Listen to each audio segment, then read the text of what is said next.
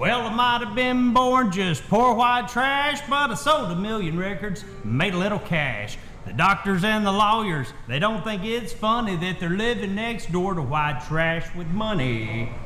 White trash with money, let's go. Listen, did you know? Welcome to White Trash with Money. Welcome back to White Trash with Money, episode 5, 6, I don't know. It's pretty bad when you lose count in single digits. We're here at LiveOak Fiber Studios. They've got a podcast studio. I'm still without a home. I'm homeless, right? I really need to just get like a travel trailer or something, or just stop screwing around and get somebody to come in and help me set up a podcast studio. So I stopped begging. You know, I feel like Felicia from Friday. LiveOak Fiber, they're not a sponsor of this show, but they've been a great, friend of mine, a great sponsor of mine on my own personal channels. LiveOak Fiber, best internet I've ever had, hands down, right? This ain't an ad read. This is just a true customer testimonial. Absolutely love their fiber internet. And thank you, LiveOak Fiber, for letting us use your studios this morning. Matt has already been fired. Had enough. Done. He's done. Matt's gone. I'm joking.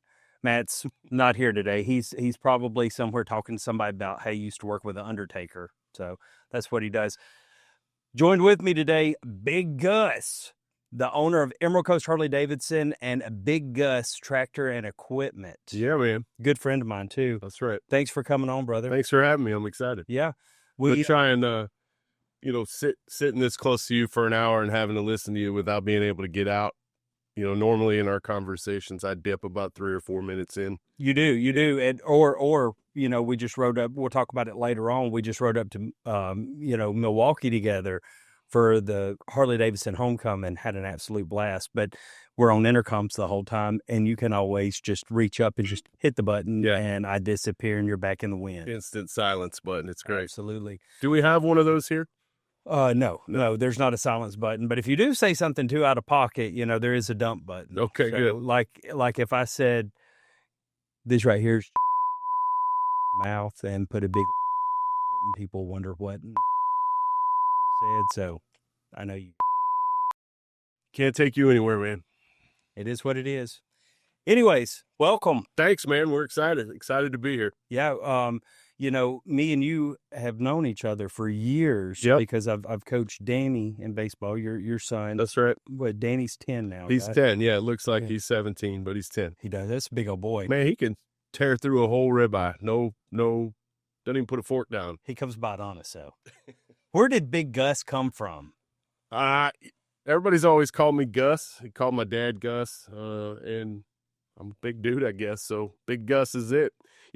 I don't know if you've seen it in my office. There's a picture of me sitting on a gigantic chainsaw up in the Upper Peninsula of Michigan. I mean, it's huge. It's like the size of a dump truck, and it's actually got a V8 motor in it. And I climbed up on it and took a picture, and Sarah had that made for me, and it's in my office. So it says Big Gus down the bar of the chainsaw. So I don't know. It's always been Big Gus. I'll make sure that I take a picture of it. And we'll throw it in here. If that is a good picture. I was like, did you own a chainsaw store when I first came over there? Because me and you, we've been working together. For since February. Yep. Is it February? Yep. I came on and just to peek behind the curtains is the military has a Skillbridge program that allows military members to transition. Not that way. It is 2025, so you should clarify, right? So transition out of military life and into civilian life, because it's a rough transition, right? Because I've been kind of shell-shocked a little bit, just working over there. I've came to you a couple times, and I'm like, this ain't normal. Yeah, no, we've done the Skillbridge program a few times, and just to clarify, that's a program where your company, you get vetted by the DOD, and you have specific jobs where folks that are coming out of the military are going into their next career field. And when you and I talked initially about it, I thought it was a great idea. So you put together a plan for that period of time. You present it to them, to the Skillbridge folks. So at least there's a path and a plan there. So it worked out well. And Yeah, but just being around the military as much as we are in this community and working with a lot of military folks, the the outside world runs a little different in terms of people having a choice, right? Yeah, you come in, like, you start asking around, you're like, hey, where's this person at? I ain't seen them in a few days. So like, yeah, but they don't work here no more. Yeah. Huh? Yeah. Because in the military, if that's the case, somebody done really messed up. Yeah. It's on the news. Yeah. No, and I love, and we'll get more into this a little bit later, but I was intending on, with Skillbridge, I was just using it as really a way to get out of uniform. I don't need to work anywhere. I've got tons of other stuff going on. I've got podcasts, I've got content, I'm part owner of a few companies, I've got a lot of irons in the fire. So I was, not using you, but using the program as a way to just get out of uniform, be free a little bit, and dude, there's something special about that store. I've been in a lot of Harley Davidson dealerships, and you're not paying me. So you're not paying me to say this because you can't pay me legally, And I don't plan on it, so that's good. Well, that's good to know. No, there is something very special about that dealership over there, and it took me probably about a month. In my own head, I'm just kind of rejecting everything. Like, I'm just here to shoot some videos here and there or whatever. And then you get... Yeah, I remember when you first came on, I'm like, hey, every Friday we have a team huddle. And dude, you had to beg me to get to and I'm like, man, come to the huddle. Yeah, I'll try and make it. And then finally I'm like, Nunley, get your ass to the huddle. 9:45. This was Friday. 3 weeks in. Yeah. So finally you show up, and we just take 15 minutes to chat with the team and kind of set the tone for the week. What's going on, any programs, any messages that need to be delivered. And it just gives me an opportunity to check the pulse of the team and see what's going on. So, I take a lot of pride in that. The energy and the atmosphere there. Our business is all about emotion. There's no rationale in buying and owning a Harley. And I love talking to dudes. They're like, yeah, I'm buying the bike because it gets good gas mileage. I'm like, bullshit. It's got nothing to do. Don't lie to your wife. Yeah, you can tell me that, but it's emotional, man. And you ride, you get it. And I didn't get it until last week. Yeah. I'm not even going to lie about that. I have rode for years, but I didn't get it until last week. It clicked, huh? Bro. So it's, and there's plenty of days where I come into work and you got to manufacture that energy, right? Mm-hmm. That's our job as a leadership team is bring those around us up. And, our customers, if your energy level isn't at a bare minimum where theirs is or higher, then you don't need to be on the floor. You think about the path that a customer takes to come buy a bike. They just didn't wake up in the morning and decide I'm going to go look at a Harley Davidson. No, they've been thinking about it, right? And I love talking to customers and finding out their path, their journey. And you talk to some folks and they tell you, yeah, I remember, and I ask him, I'm like, man, what brought you here? And he's like, I remember riding on my papa's bike when I was a kid, and I sat on the tank and I rode around the neighborhood. Those are feelings and emotions that person's carried their whole life. Mm-hmm. And I love being a part of that journey. Or you talk with some folks, maybe they're a little bit later in life than that younger person that's buying a bike, and they say, man, I've been thinking about this for 20 years, and I've been waiting until the kids get out of school or we're done, whatever the scenario is. Mm-hmm. And you get to share that with them. Mm-hmm. I take that shit seriously, man. Like, what I think's really cool is that, Kevin Marler, mm-hmm. good friend of both of ours. I've known Kevin for, 20 years now. Me and him's like brothers. He owns the World of Signs over in Fort Walton Beach. And him and his sons are going through the riding academy together. They're both old enough. One of them's 16. One of them's, I think, 17 now or 18. And they're doing the riding academy together. Crystal said, I told her, I was like, yeah, Kevin and the boys are doing the riding academy because my oldest son works for Kevin. Yep. Which is funny because Kevin's, fired him a couple times. Well, and then he's like, you're fired. That does you no good. You might end up. Bro, do you know how many jobs I've been fired from? Hey, I counted up one time when I was, from the time that I was 16 to the time I went in the military at 21, I worked like 22, 23 jobs. Is there an underlying reason, like Me. one particular Me. instance that got you fired from all those? Yeah, me. Yeah. Yeah. Your mouth? Yes. Yeah. That and yeah. There's still time to work on that. And I'm like, I know. I tried, but I did find a path. Now I can use my mouth. Not like that. I'm looking for a raise. You know what I'm saying? Yep, can't take you anywhere. No, and I think it's really cool. I called Crystal and I said, Kevin and the boys, they're doing the riding academy together, and she's like, oh, because there's that stigma around the motorcycle community, right?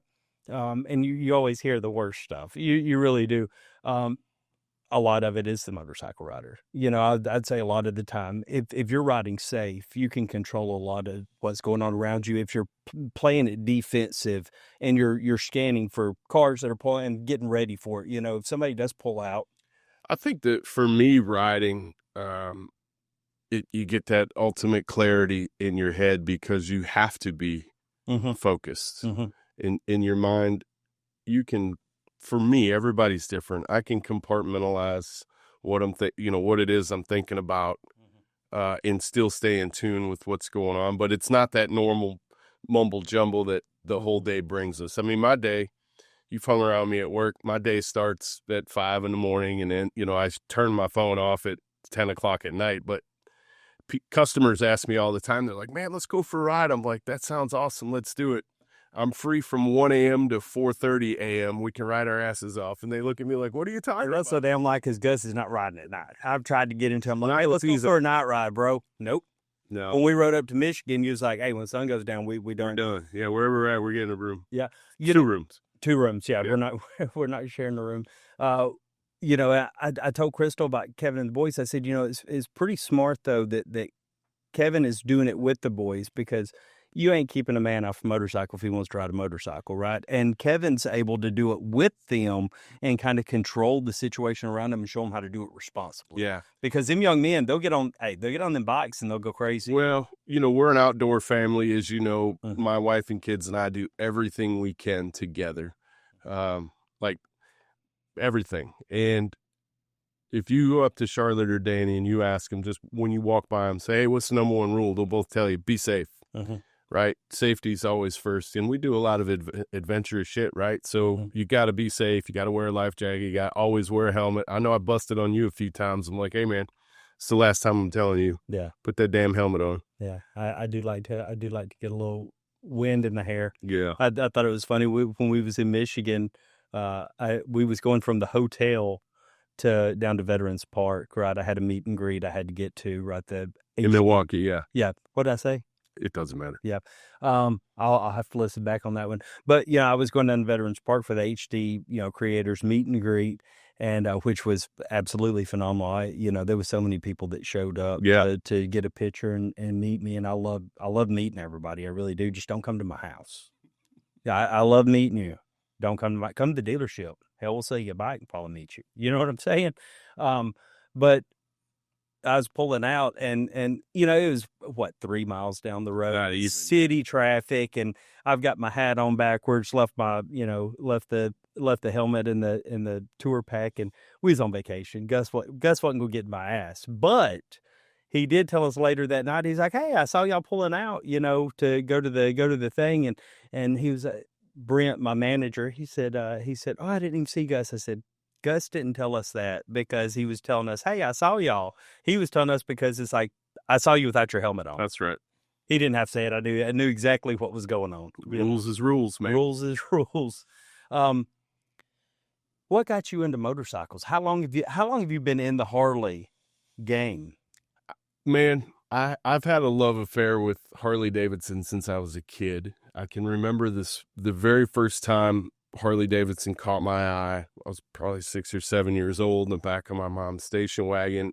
And this is in the 70s, right? And this biker pulls up next to us at a light, and I could feel his motorcycle.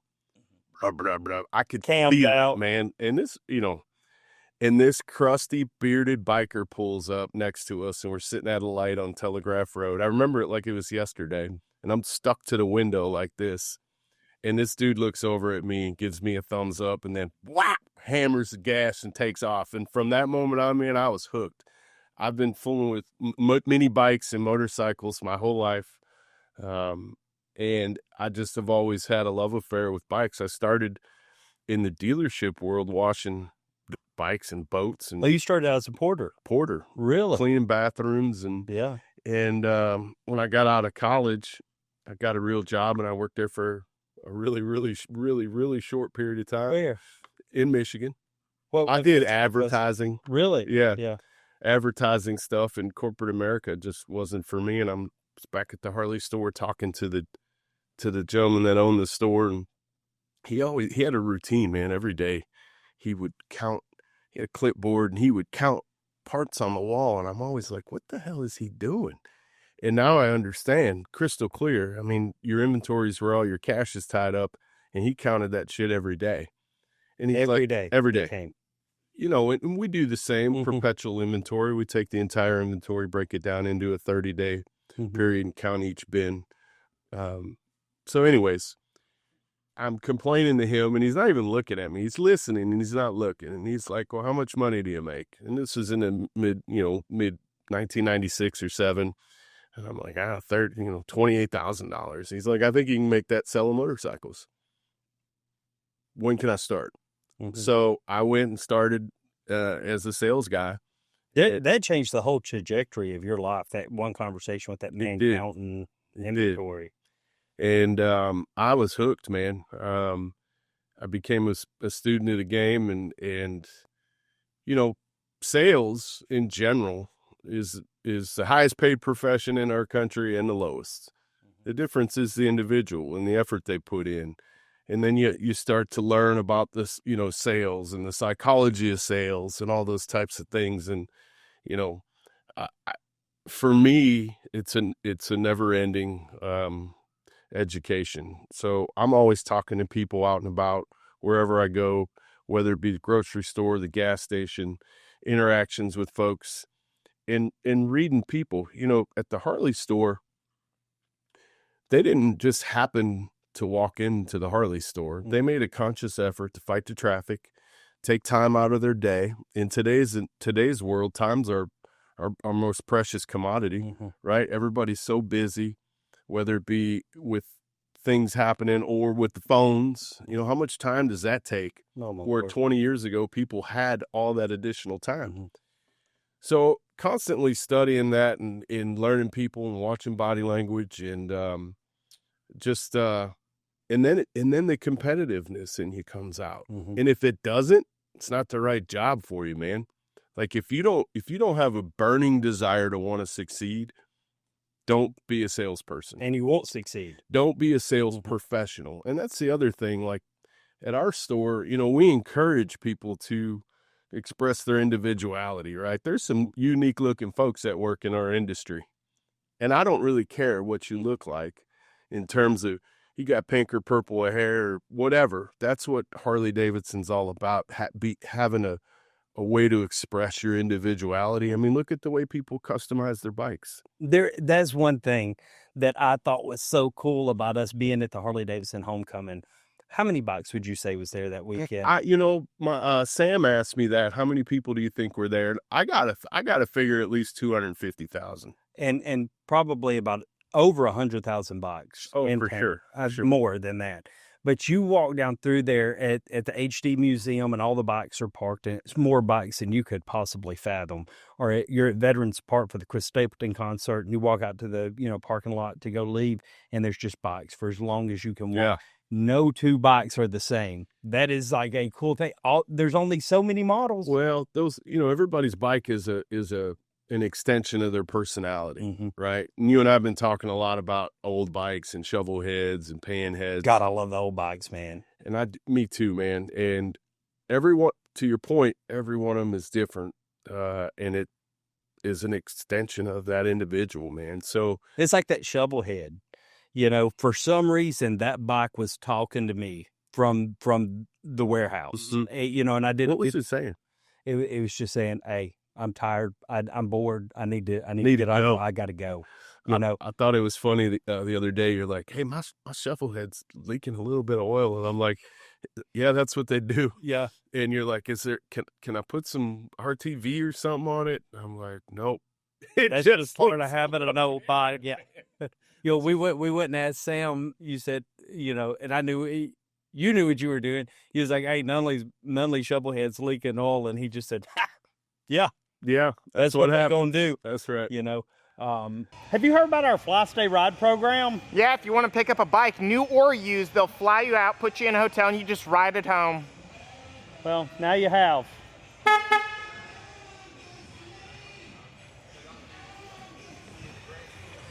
What am I doing? Yeah, so the business has just been, any good business leader will tell you, people, the people in your organization are the key. And so I've always focused more on people than I have process and things like that. If you can help people elevate and get them to do things that they didn't think they could do before, it's pretty powerful. And then it becomes contagious throughout the organization, right? So I've always focused more on people than I have necessarily the processes or, the product. We're fortunate to have a globally recognized brand hanging on it. Brand. Yeah, man. Like Americana, like everybody. Amen. I got one too, brother. Yeah. Right. It's a brand so iconic that people go get tattoos that don't even, think twice about it. It's really, really cool, man. And, for me at this stage in my career, like my son, my daughter, they're ate up with Harley Davidson. They get it. Oh, Danny's got, you gave him your first Springer, which is the yellow Springer, this Springer. Yeah. And, it always sits in the back, right? And you had brought it out to the showroom a couple days ago, and Danny comes through, and he made a beeline for the office. And you were sitting in there with Sarah, who is the director of operations, and he walked in, didn't even care that anybody else was talking. He said, "Why is my bike in the showroom?" He's like, "You selling my bike, Dad? Why is this bike out here?" Bro, he made a beeline when he saw that bike. I had this look on his face like, yeah. He's 10. He's just like, that's my bike, and it's where all the other shit's getting sold. It's not adding up. Which is a pretty cool story because that's your first bike. You sold it and then bought it back. Tracked it down, yeah. How long did it take you to track that bike down? Years. It's a gorgeous bike, and it sounds phenomenal. It is a cool bike, and, once again, and I think I've told you this before, people were like, what's your favorite bike? And I have some bikes that are my personal bikes that I wouldn't sell, but my normal everyday riders, and the only kind of riding I really do much anymore with any kind of distance, we'll get on like what we just did, or maybe when the weather cools off, we'll get on the bike and ride to Memphis for lunch or something like that. But I don't ride back and forth to work. I take the kids to school. Usually I call my folks in the morning, so it's usually when I get some work done. So I don't ride to work much, but people are like, what's your favorite bike? And for me, my bikes are all linked to memories that I made on those bikes. Like the bike I rode to Sturgis for the first time a couple years back. I love that bike, and it's a cool bike. It was a 2019 or 2020 CVO Limited, and it was badass. Put a big motor in it. Shocker. I'm a horsepower junkie. But it's just the memories I made on that bike. Or, a few years back, I think 2016, we rode to Boston for the dealer show, me and a couple buddies. And we went through Gettysburg and stopped at get the family home up there in the mountains. And we stopped at the bottom of the mountain and got a case of beer. And I poured it in the saddlebag with some ice so we could have a few beers at the house. I love that bike. I'm glad you didn't say road beers. I was like, oh no, let that one out. But once you get up on top of the mountain, you ain't going down. Right, yeah. Not for a 12-pack. So just the memories that you make on bikes. I can remember riding for about a 5 or 6 year period, I would ride up to Pennsylvania in the fall, like late October. And it would always be cold coming back. But I remember we stopped, I think, and slept in Bristol, Virginia or something. That's about the halfway point. That's about 12 hours in. Yeah. Yeah. And we got up real early, just like as the sun was coming up, and I'm riding through the mountains, and the sun's coming up, and it's cold, so you got that good crisp feeling. Mm-hmm. And man, and the sun was coming up over the mountains, and the leaves were just finishing changing, and it was a beautiful setting. I got emotional, man. Mm-hmm. Like, I had tears in my eyes. I'm like, who has it better than we do, than I do right now at this moment? So my favorite bikes are more tied to memories I made on the rides on that bike. Mm-hmm. You know, like that yellow bike. It's the first bike I had. I was in my early 20s. I had a lot of good memories on that bike. None, you know, and maybe Danny and I will talk about those someday, but those aren't memories. Without Samantha, right? Yeah, right. This is long before I knew Sam. But a lot of good memories on bikes, man. And so for me, when I'm talking to customers, like, what's your favorite bike? I'm like, well, it really depends on the memories that I made on that bike. And that's what's cool about, and I'm sure it's similar with old hot rods and things that people have, but man, we got the big riding academy at the dealership. And I love talking to those folks going through the riding academy, trying to figure out what their motivation to want to ride a Harley is. And to be able to share in that with them, it's just fun and exciting. And that's what makes our business unique. Unique to any other business is the memories and the emotion. Back to our initial comment, the emotion that's tied to our brand. No, the brand runs off of emotion. The brand, that dealership over there, it is all about literal emotion. You go to, we went to the Harley Davidson factory. Yeah. There on Juneau Ave. 3700 Juneau Ave. And we got a private tour of the factory from, Bill Davidson, who is Willie G's son. Yeah. Right? Great son of Arthur. Yep. Yeah. And that was one thing that he touched on I thought was really cool. He was like, this is emotion. It's about emotion. Willie G was all about, this is emotion. Willie G, 92 years old now, still, Bill said that he gets out there, he can't ride anymore, but he gets out there and he wipes on the bike. He looks at him in the garage. Yeah. Go out there. And to your point, he's looking at those bikes out there and he's reliving times. Well, I thought it was cool too in that tour. Bill was talking, and, being in the business for 30 years now, I've had the opportunity to meet Bill and Karen several times, and they're always so gracious with their time. And whether they do or not, I feel like they always remember me, and I love that. But he had talked about how Willie on the ride out to Sturgis, his mind would wander, and he'd pull off on the side of the road and sketch some stuff down. And that's how the first Sturgis edition Harley came about. Yeah. Through an emotion that he felt riding through some cornfields somewhere on the way to Sturgis. That's cool, man. And I get it. I think folks right now. I do too. I think Willie G, I can relate to Willie G. I think Willie G had a little touch of ADHD, because he'd sit in business meetings and just be sitting there sketching, the iconic, yeah. Peace sign up with the guy riding on the bike, and the Willie G skull was all sketched out. Yeah. In business meetings, or him pulling over on the side of the road. And I get, him riding through the cornfields because, you was talking about your emotional experience, going through the mountains or whatever. When we were going through the cornfields in Indiana, when we hit that back road, I am so glad we took the long way. Yeah. Because that was, when I threw my feet up on the dash and just kind of just sat back and took it all in. You had hit me on the comm system. You're like, I've never seen those windmills before. I'd never seen windmills, and they were everywhere. It was wild, man. That's cool. And all I was thinking about was those birds. Better stay clear. That right there is a no-fly zone. I don't know if they know about it yet. We'll figure it out. That's cool. You played college football. I did. Yep. And high school baseball, right? High school. I played baseball in college too. Did you really? Yep. See, I didn't know this. Yep. I did.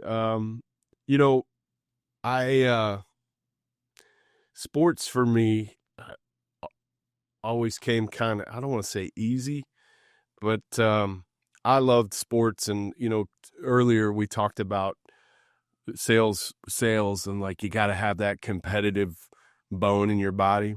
Like if you don't succeed today, I'm going to vaporize at midnight type of mentality.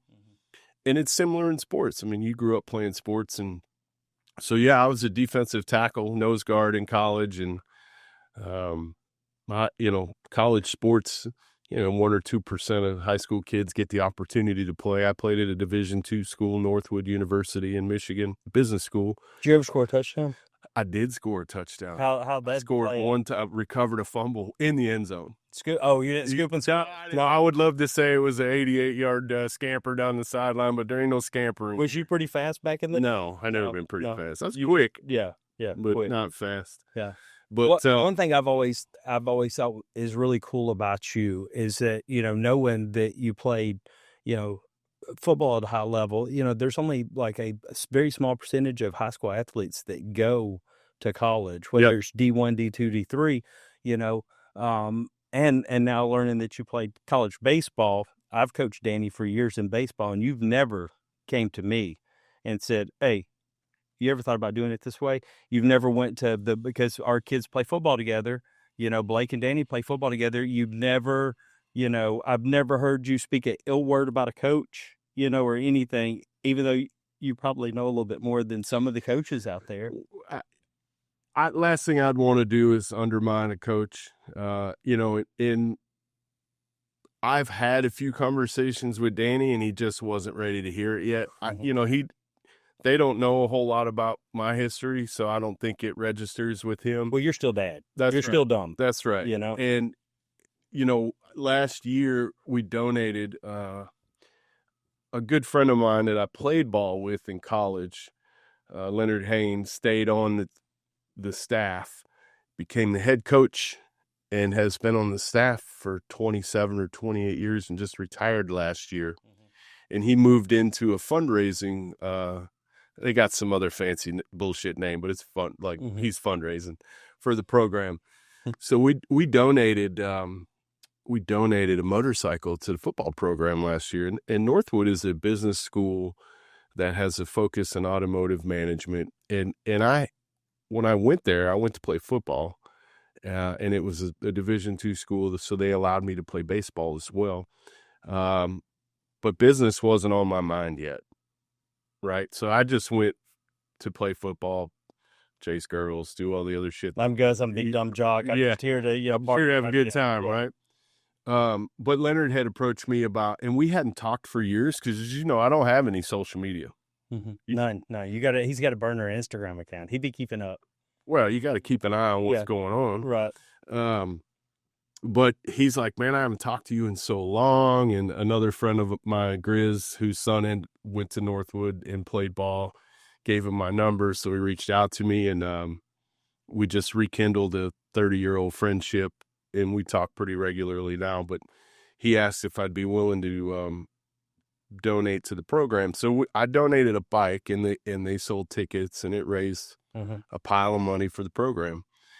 And last summer on our Michigan trip where we take the camper up there, we went to the campus, and Coach Haynes took Sam and the kids and I around and showed the kids the football complex and sports complex and the indoor part. And at that point, and then we went through the coach's office where they had all the pictures on the wall from all the different teams. And he's like, that's your dad right there. And he was a captain and this and that. And Danny's like, so I think it started to click a little bit. So we had a few more conversations than we had previously about football. But yeah, it's a unique situation. I tell my dad, parents are crazy at sport. I don't know how you do it as a coach and put up with parents. But, my wife likes to be right up in the middle of that shit. And I'm like, I want to Sam got that dog in her. I want to, shit, tell me, dog. I want to sit down the left field line as far away from anybody as I can. Yeah. And I remember telling my dad when the kids, Charlotte plays too, she's a great softball player and volleyball player. And so we're at sports games 5-6 days a week. I think it's funny. The one game this season, y'all set up toward the backstop, and I came in. We talked about you. He was like, I told Sam when we got home, don't never do that shit again. Yeah. You're sitting out there in the outfield. I can't do it. No.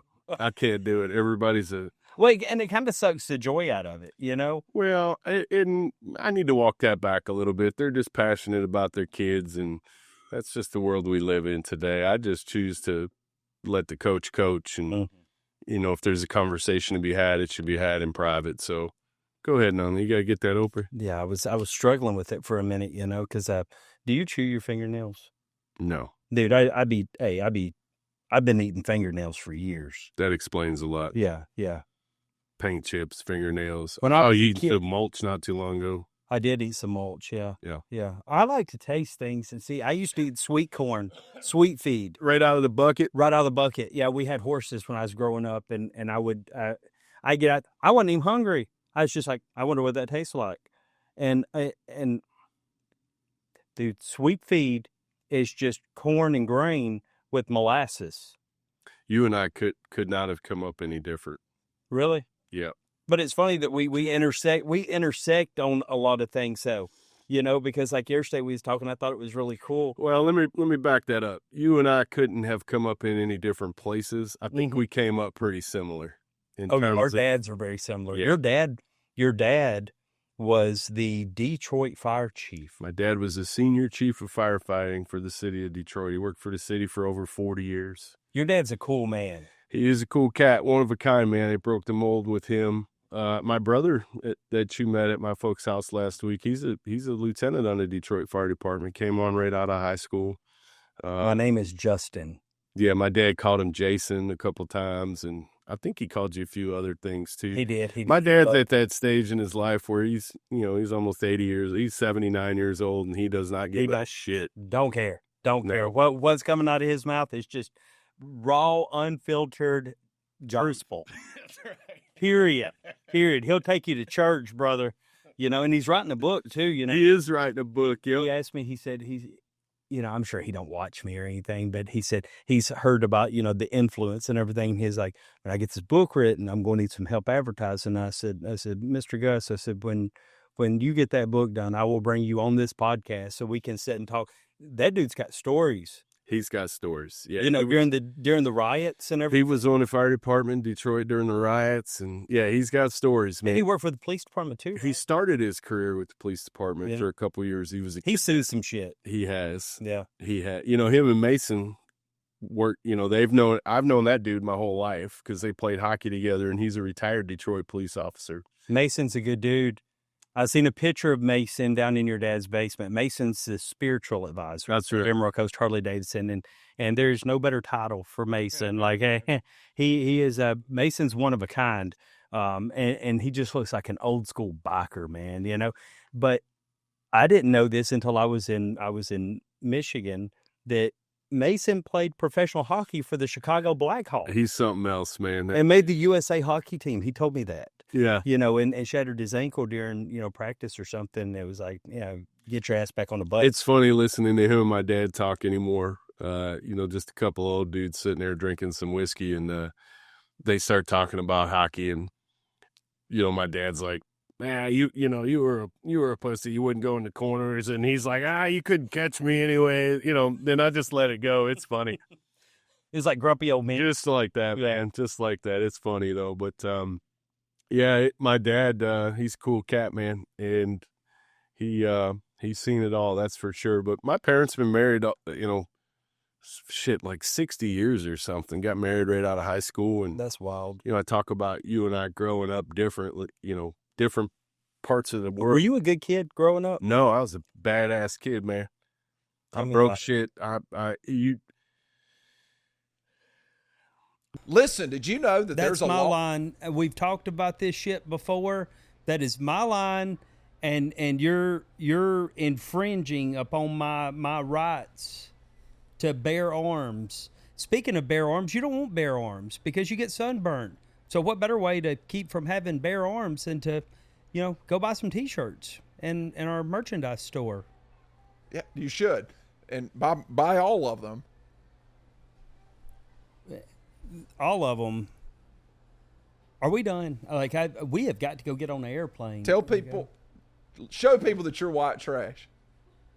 I don't think people want to show that. You don't think so? But it's a great T-shirt design. I mean, I'm going to wear it. Thank you. you know, but I mean, yeah, whatever. Go buy a shirt if you want to. If you don't want to, then don't. I don't care. But we have really got to go get on the airplane because we're. Please click the link and buy a shirt. Yeah, TSA's gonna pat me down.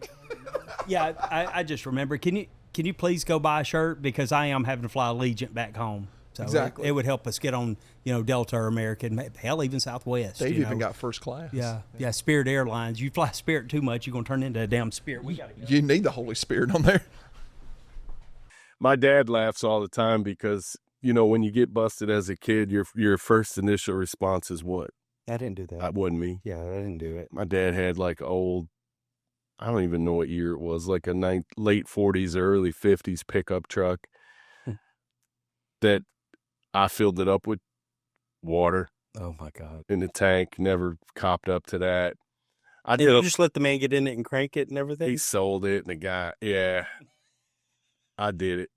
I filled it up with the water hose. What's the wildest thing you ever did, or the as a kid? Man, I burned shit. I broke shit. Because you grew up in Detroit. We grew up in it. Yeah, if you worked for the city until I think I was a senior in high school, you had to live in the city. So we didn't grow up in the hood. We grew up on the far west side of Detroit. In a modest, hard, I come from a blue collar family, man. My parents worked hard and gave us every opportunity. And, not till you become a parent do you realize the sacrifices that your folks made. Mm-hmm. And my dad never had a new vehicle and worked 2 jobs. He was a fireman, and then he had a small fence business installing fences. I've dug more post holes. Oh yeah. Yep. So, and my dad put us through, all 3 of us through. I got 2 brothers, all 3 of us through private high school, and you never realize the sacrifices that your folks make. My dad put up the backstop at the baseball field. I just thought they hired him to do that. I never realized he did that in trade for our tuition. Really? So, you realize the sacrifices that your parents make when you become a parent. But my parents showed us the way, man. They've been married forever. They're great parents, hardworking. All my brothers, we've all been, we all have good families, and everybody's married, and it's from the example that my folks set. Did I caught some ass whoopings. Yeah? Yeah. What's the worst ass whooping you ever got? They're all pretty equally bad. I tried to run, but I can remember. Yeah. Probably the worst. I used to hit rocks with tennis rackets. You know what kind of range you can get with a good rock in a tennis. I grew up on a farm. Yes. Well, I hit a rock through the guy across the street's window, and he whooped my ass. The neighbor did? The neighbor did, and then I went home and told my dad, and he was upset because that guy whooped my ass. So my dad and him had some words and maybe some scuffles. They fought over it? There might have been. It was in the 70s. But then to watch it, I stood right there on the sidewalk and watched. And my dad was put together pretty well, 50 years ago. And then when I got home, we walked across the street. My dad grabbed me by the hand, walked across the street. He said, "What'd you do?" I said, "Well, I hit a rock through his window. I caught another ass whooping." You deserve an ass whooping, but that dude don't need. Yeah, he don't be the one administering it. So that's pretty good. Yeah, it was. I did all kinds of bad shit, man. I broke stuff. I burnt stuff. Same. We used to have a dune buggy, and my parents were out of town, and I took the dune buggy out. Probably I wasn't in high school yet. Volkswagen motor, like one of those dune buggies. Depending on where you're at in the country, it's a dune buggy or a sand rail. It wasn't a rail. It went on a rail. It had a fiberglass frame. Oh, did it? Yeah. That one. Okay, yeah. Okay, yeah. With the big round headlights. Yep. Yeah. Old Mustang tail lights with the 3 lights. And it was cool. Me and my buddy were riding. My buddy's in the shotgun seat. And I lived on a dead-end street in Detroit. And at the end of the street was the Detroit diesel factory. So some railroad tracks ran along there. And there was like a little place you could ride. So we go down there and ride. And as I'm coming back down the road, it's like in like the TV shows where it's kind of like slow motion. and there's a car coming. In my head, I'm like, man, that looks like my mom's car. And then in slow motion, I lock eyes with my dad, and I pass them. It's them. They came home earlier than they were supposed to. And my older brother's in the back. Yep. Probably like, this is going to be good. I might have caught an ass whooping there, too. My brother and I used to play catch in the backyard, and I'd throw the ball, and it hit the neighbors. The guy lived behind us because the houses were all butted up. We had aluminum siding, and there was, 250. You don't know racket. You don't know a loud racket until you're inside of a house like that and it gets hit with a baseball. It will unnerve you. It'll make you feel like you're a Vietnam veteran with PTSD, Where in the hell did that come from? My brother and I, my older brother Derek and I used to play strikeout. And we had a basketball hoop in the backyard. Every, not some of them, not most of them, every single game we ever played, a one-on-one, ended in a fist fight. But we played strikeout. So down at the end of the street was a public middle school, and you'd spray paint a square on it with an X in the middle, and we'd play strikeout. And we used a rubber ball. And I talked to my brother. I'm like, let's use a hard ball. I'm a pitcher in the 7th grade or whatever. He's like, no, we're not using a hard ball. So I talk him into using a hard ball. Well, like the 3rd pitch, I smoke him in the middle of the back. He chased me with a bat, man. He chased me with a bat. Yeah, if he would have caught me, he would have whooped my ass with that bat. It's days like that that build character, though. It's days like that that build character. Yeah. We had a lot of fun growing up. My dad used to take us to Tiger games all the time. I played at Tiger Stadium a couple times. Really? Yep. Yeah. I hit a ball over the roof. Just straight back behind home plate, but I hit a ball over. Come on now. I was like, damn, you pulled a Cecil Fielder. Let's go with it. But you've been in sales for how long? Almost 30 years. Big Gus Tractor and Equipment. Yeah. Before we get into Big Gus Tractor and Equipment. Yep. Let's talk about some of what we're doing over at Emerald Coast. Right. We just came out of something pretty cool. Something really cool. And for me, the power of social media, man. You didn't know. You didn't know when I started hanging out. I knew, but I didn't know. Right. And I think we're talking about the missing parts ride. That whole interaction, go back to emotion, right? That doesn't happen with any other brand. December the 28th of last year is when you met Joel, right? So Justin calls me, and when it's a FaceTime call, and I'm like, oh shit, what's this going to be? Because we weren't working together. We weren't. We were just talking about it. And you said, hey, meet Joel. He's got one arm and rides a Softail. That's literally how it went.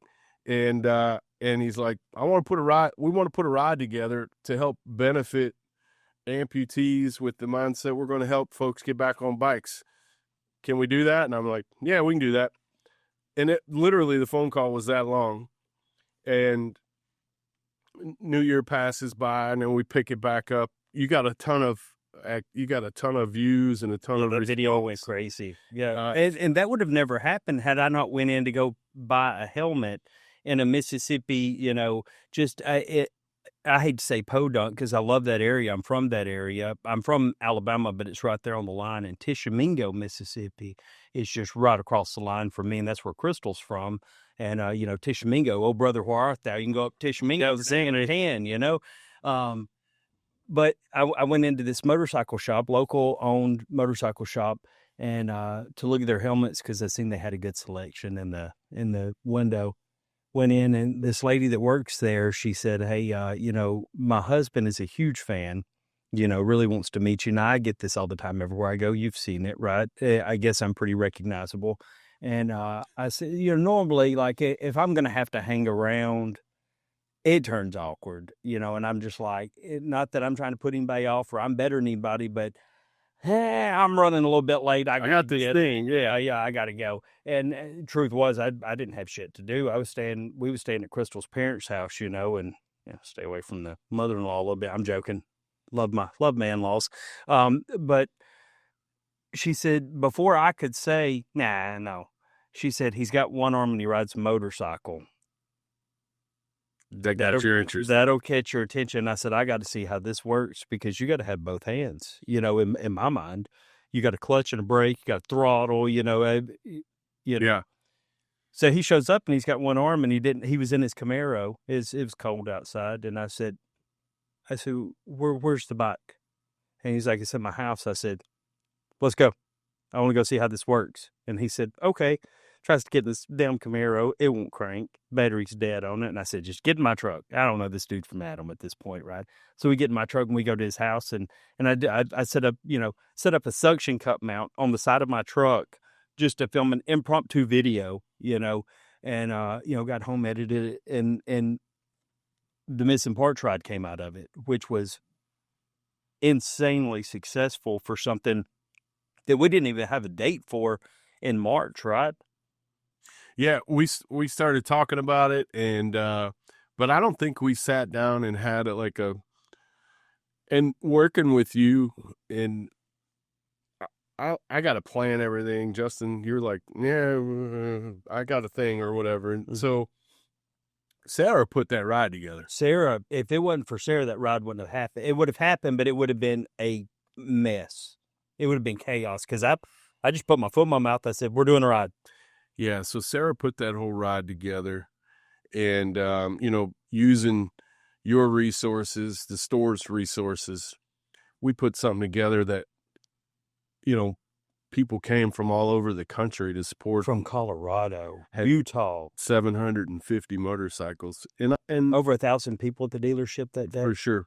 We raised over $70,000. Felt good. To put amputees back on bikes. And we're still working through the process on, MRE partnered with us to, take the funds, and I set up a committee. They created a whole different little division at, Motorcycle Riding Events of America for us to, put amputees back on bikes. We're working through that right now. And we've already put the conditions you got to meet in order. Yeah. Because we want the money to go to the rides. That's right. And they're pretty basic. We just, Mm-hmm. for me, that deal, once again, emotion. Our business, our product, everything about it runs on emotion. Mm-hmm. And, those folks that were there that supported that ride, that's an emotional decision. Could you believe the amount of amputees that showed up for that ride? I didn't see that coming. Well, I didn't either. One of my good buddies, who's been a good buddy of my boy Slim, I met Slim the very first day I went to South Florida. Mm-hmm. We go to the Elbow Room down in A1A in Las Olas. I show up at the dealership the next morning and Slim's not there. 10 o'clock, 11 o'clock, Slim's wife calls. Yeah, he got a DUI. So the first night we went out, he got in trouble. But my buddy Slim, who was one of my oldest friends, and he lost his leg in Sturgis in Deadwood. On your bike, wasn't it? It was one of my bikes, yeah. So he, I watched him go through that, and how to rebuild your life and your daily routines and all those things. The one thing that was inspiring to me, Justin, everybody that we met at that ride, whether it was Friday night, and the one guy from Columbus, Georgia, said to me, he's like, I saw that video that he put out, and he's like, I thought that would be really cool.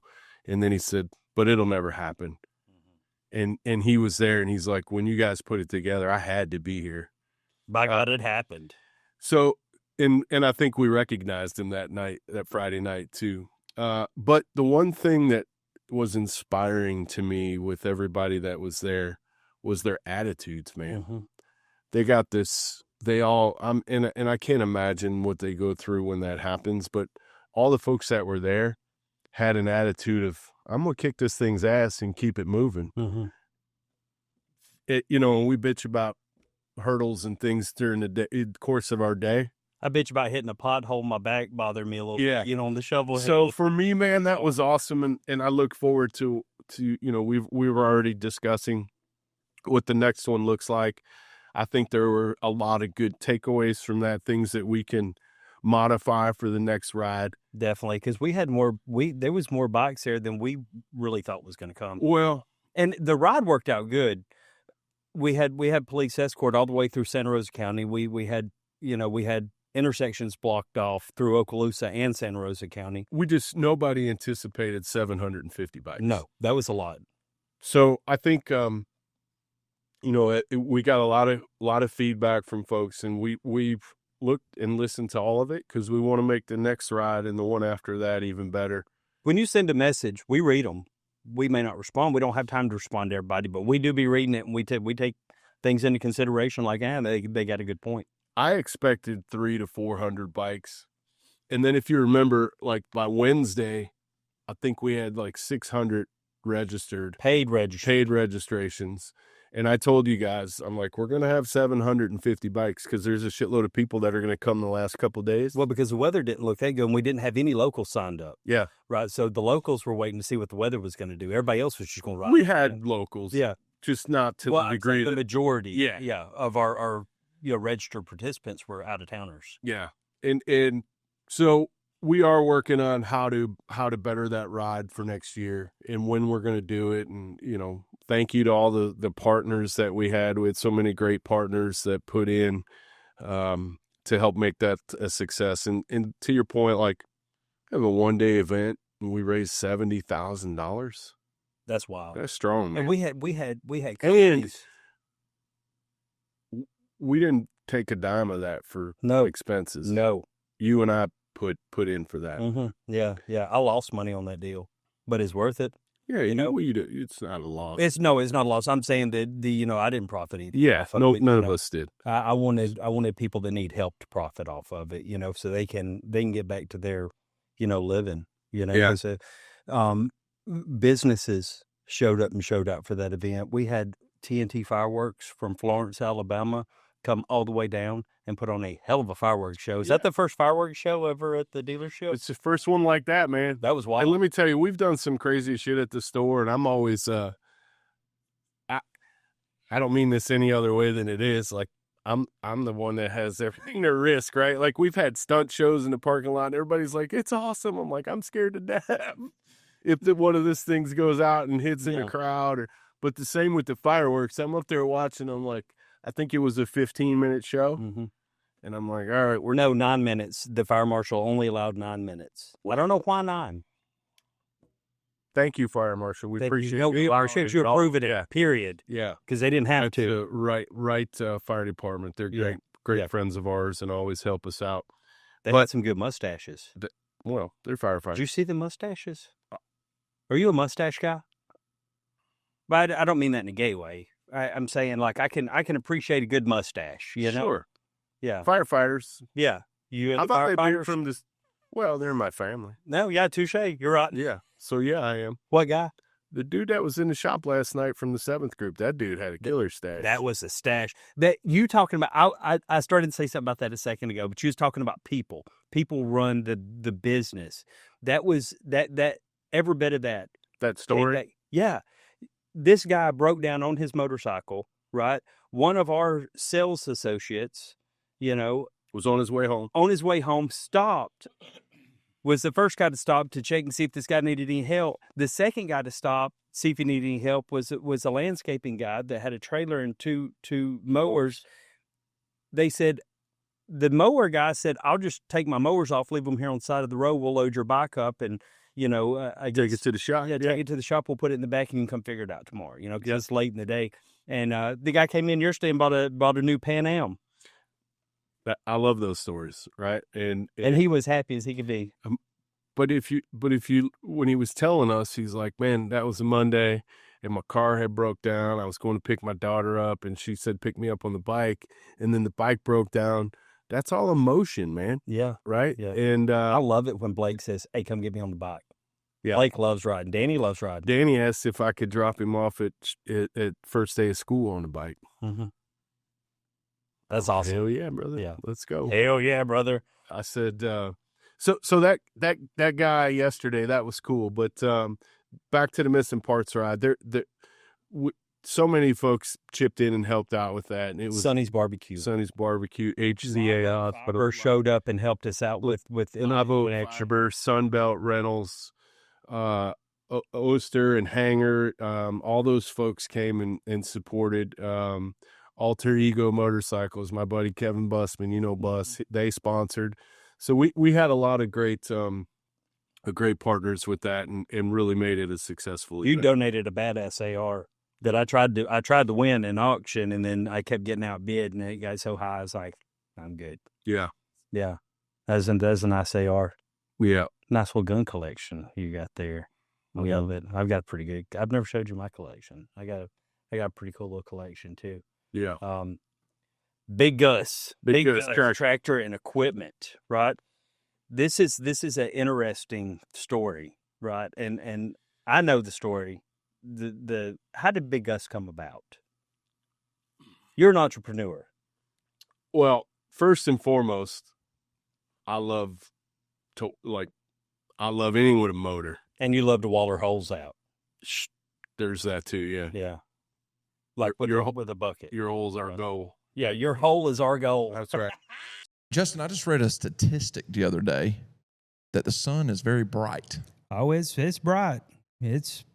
What can I do to potentially keep the sun out of my eyes? Well, you can start off by not looking at it directly. I hear that's not a good thing to do, right?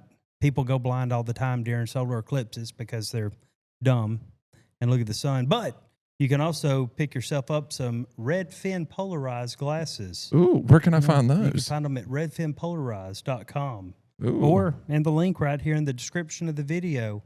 We've got all kind of frames. If you've got a silly shaped head or a normal shaped head, we've got glasses that'll fit you. So you've got some for me then? Yeah, I think you'd probably, the Amelias would probably fit your face pretty good, or the Nunley edition. The Nunley edition are my favorite. Well, the last thing I want is you on my face. See, if I'd have been wearing these, lights wouldn't have affected me at all. Redfin Polarized. Well, the motorcycle safety, as I mentioned earlier, we got a kick-ass riding academy at Emerald Coast Harley, and it's one of the bigger ones in the country. Is the instructor, is he Scottish or Irish? He's from Scotland. Scotland. I can't understand a damn thing he says, but I love hearing him talk. Well, when next time you see him, David, say, "What part of Ireland are you from?" And he'll. Oh, that's like asking a damn Puerto Rican what part of Mexico they're from, boy. Hey, that right there, you might catch hands over that one. He'll straighten you out right away. But he runs that program, and when it's really humming, we do over 1,000 students a year through there. Wow. And we got a lot of military bases here. A lot of military folks, and that's what drives that program. Mm-hmm. So the Motorcycle Safety Foundation, which hasn't always been there, Gus. What's that? Because when I went and did the motorcycle safety course, when I started riding, nope, I went somewhere else. Well, yeah. I started the program. I'm not advertising for another dealership. I started the program. We launched the program, stood it up in 2015. Mm-hmm. And I got it while we're talking about it. We had a guy that worked with us named Reggie. And Reggie's the one that stood that program up. I said, I'm just a resource. Is Reggie a black guy? Yeah. Okay. I've never met a white Reggie. That's why I asked. Oh, I thought you knew him. No. Okay. No. Anyways. So I told Reggie, I'm like, I'll give you all this. I can't take him anywhere. Not even like his. Have you ever met a white Reggie? I'll have to think about it. Yeah, get back with me. I'm certain that I have. I haven't. I've never met a white Reggie. Nope. Anyways, Reggie stood the program up in 2015. So the Motorcycle Safety Foundation approached me in, I guess it was probably 2020. And the fastest growing segment in motorcycling at the time was the dual sport segment. Mm-hmm. That portion of our business was exploding, and they said, "Hey, we want to build a MSF accredited riding course. Will you pilot the program?" Mm-hmm. And all I heard was, "I can build my kids a dirt bike track." So I went to right, like you hear like the Charlie Brown wah wah wah, and all I heard was, "I can build a dirt bike track." Yeah, I'm in. So I went and started the search that week. I'm like, I need a tractor. All I needed was a little bit of justification. I was wondering how this was fixing to tie because I didn't know this part of the story. I'm like, I need a tractor. Yeah. And it, I just needed just that little bit of justification to buy a tractor. Right. Yeah. So I went to go buy a tractor. And it's the right way to say this. I didn't get the experience that I expected. And that's not a knock on anything. I think what we do at the Harley dealership, especially at Emerald Coast Harley Davidson, is unique. What was wrong with the experience? It just wasn't what we do. Okay. So I went to another store. I'm not going to bash on anybody, right? I'm like, I think there's a different way to do this. Mm-hmm. So I started doing a little research on what was represented in our area. I didn't want to go outside of I love our community. Mm-hmm. Great community. Yeah. And they've been so supportive of our business. And so I started doing a little research, what was available, what the market looked like, what the tractor market looked like, what the margins look like. And from an operational standpoint, it's almost identical to what we have at the Harley store, just a different product. So I started doing a little digging, put a pencil to it and see if it works. And next thing you know, we got Big Gus Tractor and Equipment, and we've got 14 or 15 different brands out there. We got Mahindra tractors, Coyote tractors. Mahindra is the number one selling tractor in the world. That's wild to me. I didn't know that. I would have figured, like the green brand or the red brand, and then when you told me Mahindra, or the orange brand, I should have said, because Mahindra is the red brand, when you started telling me that Mahindra is the number one tractor, I was like, yeah. Just, the representation in North America has only been since 1994. And shout out to Joe Diffie. Yeah, that's right. Yeah. Got my first truck. Yeah. That's the second episode I got to do that. That's the second time 1994 has come up. Yeah. And every time somebody says 94, I'm like, Joe Diffie. Yeah. So anyways, bought a facility, and now we got it. We're 18 months in since we've been open. We started the business in 2021, and it took me a little while to get it all put together. And, and now we've got JCB Construction and Ag Equipment. You're crazy, by the way. Thank you. In a big service center. And crazy. Who puts a damn tractor store right on the side of Highway 98 with waterfront view and is successful at it? So we were originally going to go out to the north end of the county, and we looked at some property out there. Timing plays such an important role in so many, business things, right? Mm-hmm. I was under contract to buy some property in the Crestview Baker area. Mm-hmm. Beautiful piece of property on a pretty busy stretch of road. But it was just wooded property. Mm-hmm. And when we started looking at the time it would take to clear it, to get it zoned, to put up a building, to get it rolling, it was probably if everything lined up perfectly and fell into place, it was 18 to 24 months. Good Lord. Not to mention a huge pile of money. And you don't like to wait. Well, timing, right? Mm-hmm. So then I looked at this other piece out on the north end that wouldn't really have been, it would have been I can get up and get open, and then our current, the building we ended up buying, I knew the owner there, and he had it for sale. It was an RV shop, wasn't it? Yeah, and it was a diesel performance shop. Mm-hmm. And then you start looking at, all right, location. There's a lot of land out there, and there's a lot of tractors out there. There's not a lot of people out there. Mm-hmm. There's a lot of people on the south end of the county. You have 55,000 cars a day driving by there. And the facility, we put a good chunk of money into renovating the facility, but it's got plenty of room. It's got a great service center.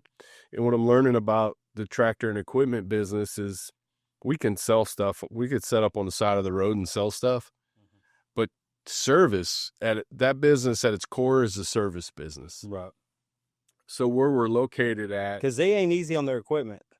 You buy a tractor, you're buying it to work. Well, and that's the difference from the tractors and equipment and the mowers and all that kind of stuff, the difference on the service side, the guys at the Harley store, they want their bike back because they want to go ride. We understand that. We got a kick-ass service department. But on the other side, those dudes are making money with their equipment. Mm-hmm. They trying to feed their family. Yeah. Yeah. So it's all about time and efficiency and getting it back to them. So I'm really proud of what we've done there. When you start a business from scratch, I'm talking scratch, not buying one that's broken and all the pieces are in place and you just got to make it go. Uh-huh. Man, we started that from scratch, and we've grown a customer base from scratch. And I looked yesterday, we've got 125 Google reviews. Every single one of them is a 5-star review. You know, those guys are David, who's my partner out there. David Lilly. David worked for Mahindra. Mm-hmm. This is kind of funny. And you know David, right? I didn't know he worked for Mahindra. He did. He was the rep that set me up. Oh, really? Yeah. You stole him from Mahindra. I did. Yeah, I love it. So, but he worked on the retail side before he worked for the manufacturer, and he grew up working in a power sports store. Mm-hmm. David doesn't walk, he levitates, man. That dude is on the hustle all the time. He's a grinder. He's a grinder. And, you know, you get somebody, and I look at him the same way, and I see myself 15 or 20 years ago who I would never have had the opportunity to buy the Harley store if my mentor didn't create that opportunity for me. Not financially, not the knowledge. He had patience. I made a shitload of mistakes. What's the most expensive mistake you ever made that worked out? That's hard to say. Yeah. But I made a lot of mistakes. But the key is you learn from them. You don't make the same mistakes twice. But I would not be in the situation I'm in today owning these businesses without somebody giving me a shot and helping me along. Because I wouldn't have qualified financially to do any of that stuff. Mm-hmm. So I started talking to David. I'm like, hey, I need a general manager. And I never asked him to come to work. I said, I need a general manager. If you know anybody that's good and wants to move to this part of the country, it's beautiful here. Where was he living at? He was living in Tampa, but he's from North Carolina. Okay. So he's like, yeah, I'll keep it in mind. And so a month or two goes by, and I'm like, hey, man, you know what, GM? And all this time in my head, I'm like, I'm going to get this dude. And he's like, nah, I don't know. So the third time I asked him, I'm like, hey, I'm looking for a general manager that can be a partner. Well, and then I was able to buy that facility. I'm like, come look at the facility. Mm-hmm. And I never said, hey, are you interested? Are you interested? I just kept telling him, I'm looking for a partner, somebody that wouldn't get an opportunity otherwise. Mm-hmm. Here's your shot. And then David's kind of, he's not shy, but I could tell he's like trying to say, I'm your guy. Right. And then we got it put together, but it was an uncomfortable move for him. Right. He's got a young family and, he's got some stability in his job, and I'm asking you to come here and work. You're throwing the dice. It's a big dice roll. Right. But you've heard me talk about this at the store about alignment. Mm-hmm. And I'm like, man, we're aligned. This is going to work. We got a good business plan. But at some point, you just, a lot of people get in, people ask me about business all the time, and they're like, how did you do this? Or how were you able to do that? Or do you have any advice on this? A lot of people have great ideas. A lot of people have all the pieces in place. A lot of people get to the edge of the cliff, and a lot of people don't jump. And you gotta jump, mm-hmm. Right? And man, he jumped, and we're making it happen. And I'm really proud of that deal, man. Mm-hmm. Like, and we're building a big Gus brand, and we do things that other folks don't do in the industry. What makes big? What are you doing different at Big Gus? Can you even say, what are you doing different there that other people? Why are people coming to you instead of other places? It's been established. So Well, the same reason that I got in that business, Mm-hmm. right? We took that same business model as it relates to customer service that we have at the Harley store, Mm-hmm. and we implemented it out there. Mm-hmm. And you read through the reviews, every one of them talks about how easy it is to buy, how knowledgeable everybody was. They called me back when they said they were going to call me back. You know, for the landscapers, we do a landscaper appreciation night out there, kind of like a bike night at the Harley store. Hey, man, just come by after work, get a beer and a burger, and shoot the shit a little bit. And that's how we're growing that business organically. We provide a loaner for landscape companies or construction outfits. So they can go make their money. Yeah, if your mower's down, you bought it from us and it's in our shop, take one of mine. Yeah. So taking care of people. That's Back it, to man. that. Back to it's all about people. Mhm. And you know, those guys have done a great job out there, and I couldn't be more proud of. It's a great team out there. It is a good team, and I'm really excited about all the future opportunities that we have. And you know, we got some really cool plans for that deal out there. I'm excited about it, and we've got great partners with our OEMs as well. You know, they've been great to work with and a lot of fun. So, yeah, both businesses. It seems like everything that you put a hand in, you know, turns to gold. No, I don't know about all that, but no, it from the outside looking in, you know, like you've got to. You know how to do it. You know, you understand that it's people. It's not, you know, you take care of people, they'll work for you. If you take care of people, they'll buy from you. You know, if you take care of people, they'll come back and buy from you, you know? Well, I think. And that's just the type of dude you are. You're not doing it to sell. You're not doing it to get people to do stuff for you. You're just doing it because that's the type of dude you are. I just believe in, like, if you can bring people up around you, you know, high tide rises all ships. So, you know, it's cool, but when, you know, you and I talked the other day, you had asked about something with staffing at the Harley store. And I'm like, man, when things are going really well and everybody's aligned, I don't have to deal with personnel issues because the team deals with them. Hey, man, that's not how we do it. That's not going to get us to where we're going. That's not, let me show you. And if at that point they show them and it's still not working, then that's like you said, I didn't see so-and-so. Yeah, well, he wasn't on the team. They gone. Yeah. Well, and there's only a handful of things required to be successful in our business, right? You got to have product, which we have a bunch of. You got to have a process, right? You have to have some alignment with the company, but most of all, you got to have that desire to want to succeed, man. And that's usually that missing piece. That's usually the missing piece. And, you know, when I talk to the younger folks about making a career, and I'm like, this isn't a stepping stone. And if it is, we need to have a longer conversation. If you want to figure out how to forge a great career in this business, I know the path. Right. I walked it. You know, I think you started out as a porter. Yes. Yeah. Right. You work from the bottom up, which is different. And I'm not saying anything bad about like other Harley owners, but you've got a little bit different than they got it because they come from second generation. Well, some folks do. And look, there's a whole bunch of people that came up the same way I did.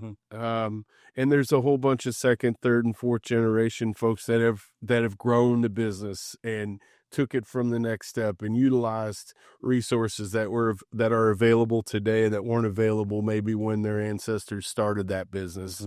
You know, we were Mosley's 1890.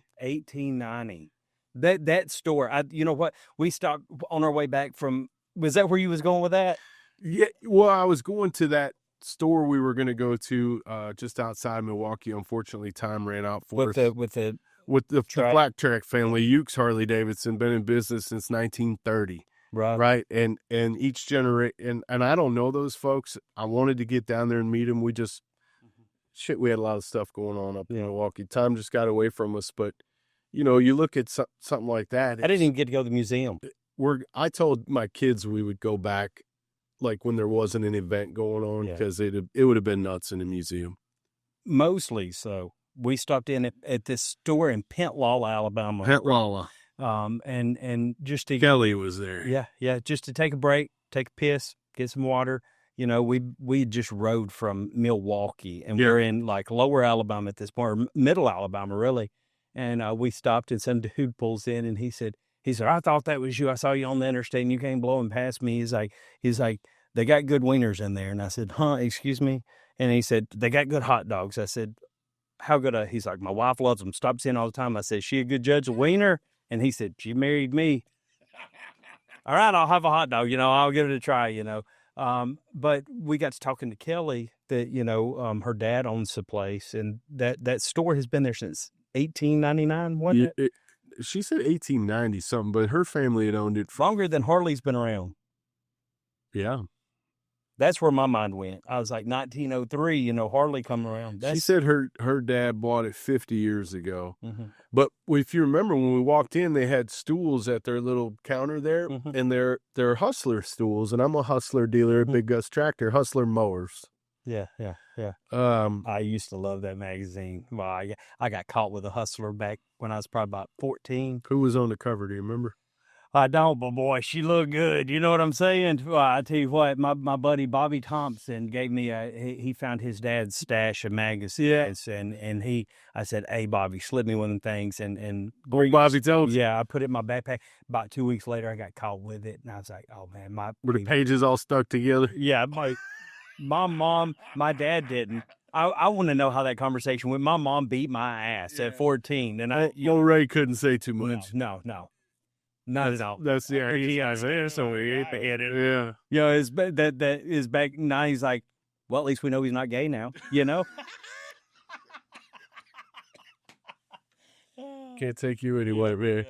Yeah, that place was cool, man. I could have sat there all day. If, you know, that was at the end of the ride, and I was wore out tired. If we would have cracked a beer there, we'd have been staying the night at Pentlala. I don't even know if they got a hotel there. I think we were at the crossroads of Main Street, and I hit the biggest pothole I've ever hit in my life coming out of that place. Yeah. When we went through that little dip right there, son, I bottomed out. Woo, Lord have mercy. I thought I was like, my two compartments on my road glide, they popped up. I was like, well, we got problems, you know. And hey, we ran into some characters on that trip, man. When we pulled into Buc-ee's, we got off the bike, and you're like, hey, I'm just warning you now. These are my people. It's going to be nuts. I can't go to Buc-ee's anymore. I can't, you know, unless I'm planning on being there for a long time. Yeah. Right. If we're not in a hurry, yeah. The jerky. Have you ever had their jerky? They've got a great jerky. Their smokehouse, steakhouse jerky is the only thing I understand it from a business perspective, but we walked into the end of that Buc-ee's, and I just wanted a water and a Gatorade, and I'm like, holy shit, that's 100 yards away to get to the water. You gotta go. You gotta go back to scoop this score to go get some water. Yeah, man. But you exit through the gift shop, right? You know, the way you had to walk through the merchandise. What's next for Big Gus? What's next for Big Gus in danger? I don't know, man. Let's see what comes out of that. You know, like I said earlier, when I first started, you know, I was wanting to do. You were just gonna phone it in, weren't you? Yeah. Well, I was going to do a job for you. You know, I was probably not the best job. You know, because I'm saying, like, I think we got to tell everybody, like, the first time that I really met you, you were a coach for an opposite team. Now, this is in Little League with 7 and 8 year old kids. I'm competitive, just like you. And you get to talking to the umpire and really show your ass, right? Well, I stick up for my players, you know. I call it what you want. Yeah. But the next year, you were coaching our team because we sponsor teams every year.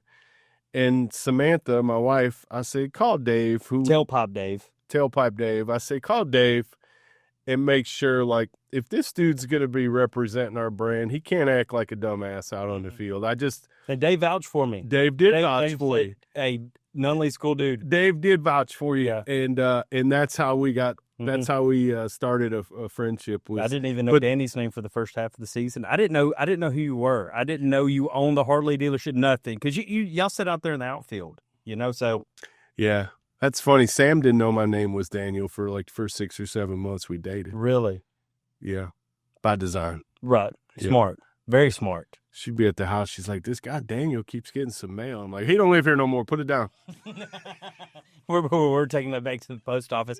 No, I was gonna do a good job. I wasn't gonna give it everything I had, because I still got, I got to keep a little bit in the tank, 'cause I got a lot going on too, and as we went on, I bought into it, because it's a really cool place to be at, and kind of like on the Wolf of Wall Street, where he's like, I'm not fucking leaving. Yeah. That's kind of where we're at. So we're talking about it, maybe something long term. See how we can get that put together. Yeah, That's right. Yeah. See how we can, really stick it in, Yeah, all the way. Wall it around.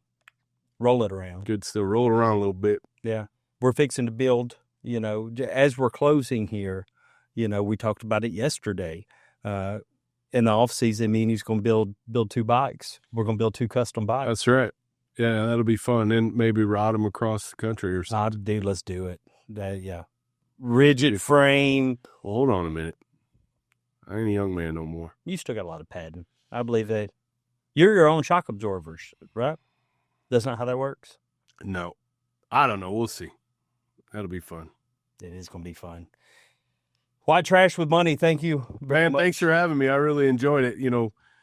It's always a dice roll when I got to hang out with you, but this one was pretty cool. Yeah, I try not to say anything to get us canceled too bad, Huge shout out to LiveOak Fiber for having us in here. Beautiful studio. Garrett O'Leary here, the Good Irishman. The Irishman. Just did his honeymoon a month or so ago in Ireland. Yeah. It's pretty cool. What's your favorite whiskey? Jameson? Yeah, Jameson was pretty good. We did the factory tour, and that was fun. Oh, did you do the factory tour? Yeah. Yeah. And so they have like the storehouse one in Dublin, but where they actually make all their whiskey is in I forget the name of the city, but it's in County Cork. That one is a blast. It's where they make all their whiskey. Every bottle you'll ever buy Jameson is made right there. That's cool. So it's really cool. I had some really cool pictures I took there too. That was one of my favorite seasons of Sons of Anarchy, when they went to Ireland. I don't remember that part. Yeah, they was there for a whole season. Yeah, and they did the Celtic music opening, right? They changed the theme song to where it was still the same theme song, but it had like the Celtic theme to it, with the pipes and stuff. It was pretty cool. It's probably time for me to rewatch that series. It's a fun series to watch. It really is. It did a lot for the motorcycle business. I bet it did. I bet it did. Yeah, I mean, Harley was a huge supporter of that show. Sure. Yeah. Anyways, White Trash with Money. Big Gus from Emerald Coast Harley Davidson and Big Gus Tractor and Equipment. We're out. If you want to watch the after party where me and Gus chop it up for about 5 or 10 more minutes, make sure you head over to Patreon and check it out, because we've got some fun stuff over there. Yeah, man. We'll try not to get canceled. Hopefully we won't get canceled. Yeah, don't get me canceled. Man, I've been canceled a few times. I don't even have any social media. Don't get me canceled. Yeah, you could literally get canceled your business. Yeah, don't do that. Mercy, Don't do we're that. not going to do that. Yeah, we're not going to do that. We'll take it to the edge. Do you like edging? Depends Yeah. what time of year it is. Yeah, the grab. I mean, I don't do much in the winter time with it, but we sell those. Yeah, Big Gus Tractors. yeah. Yeah, got all kinds of steel and Echo. Steel. Yeah, steel power equipment. I still can't spell it, but I love that logo. Yeah, It's a good logo. Yeah, it's cool. Yeah. It matches the General Lee. It does. Yeah. Black and orange is Harley color too. It is. Oh, damn. Echo's the same color. Is it really? Yeah, black. Echo, Steel, Skag, Coyote, Mahindra, Hustler. just like the magazine back in the day. JCB. Yeah. We, except for, when Hustler was around, they still had the bush. We're trying to cut the bushes down. Just trim it. Yeah, just keep it moist and trimmed. We don't do anything in the moist department. I The landscapers do. Yeah, some sprinklers. Yeah. Yep. Okay, well, join us on that. Trimmed is the big thing, though. Trimmed, yeah. You want to Yeah. keep it trimmed and moist, You just don't like need a a Christmas bush, like a bush out of control. So it's not No. sightly. No. No good curb appeal. No, you get it in your mouth. Or we're on. Yeah, I think this. Take yourself to the river, Nunley. Listen, did you know? Welcome to White Trash with Money.